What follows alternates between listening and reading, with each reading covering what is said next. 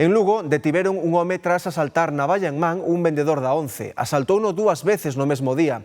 A vítima facía pouco que traballaba como vendedor e para garantir a súa seguridade foi recolocado noutra zona da cidade. O detido xa pasou a disposición xudicial. Había uns días que se estreara como vendedor da Once, despachaba boletos a pé de rúa, cando se achegaron 2 homes a pedirlle se lles daba cambio. Era unha trampa, polo que viñan era pola recadación. Conseguírono, pero non quedou aí a cousa. Estaba desarrollando o seu traballo na vía pública e foi abordado en 2 ocasións. Nunha delas chegaron a esgrimir unha navalla de maneira intimidatoria, polo que conseguiron a recaudación do día. Desde a Once, dignos que se trata dun caso puntual. Tamén o confirman os vendedores.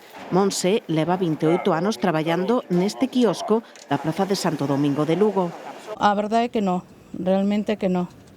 Pero si, tamén non é igual estar nun punto de venta como nun quiosco.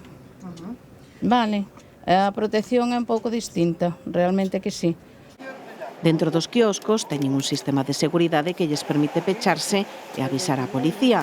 Hoxe tampouco é doado que lles coen billetes falsos, unha estafa que antes era frecuente. Agora tamén estamos xa máis preparados, que xa temos a máquina xa nos detecta os billetes no TPV logo, el que te podes pechar dentro, claro que sí, a ver.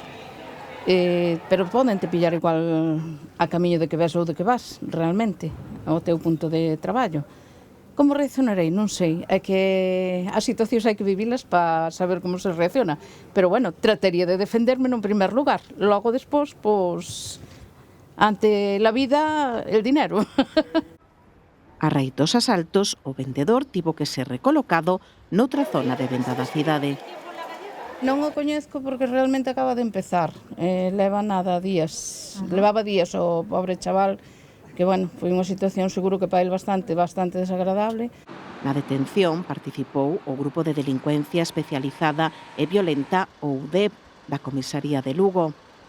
Reiteramos o noso compromiso na protección das persoas vulnerables e na seguridade da vía pública, pero sí quero dicir que é moi importante a colaboración cidadá neste tipo de casos.